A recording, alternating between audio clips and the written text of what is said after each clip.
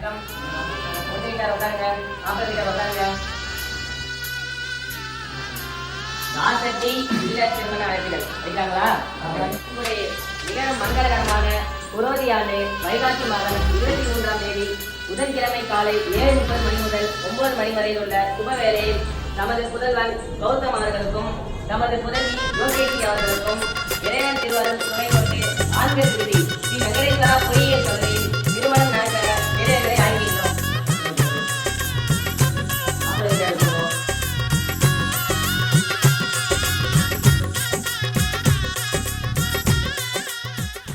கணவன் நாளைதான் வர வேண்டும், உயிர் காதல் நெஞ்சையை தர வேண்டும், மணப்பந்தல்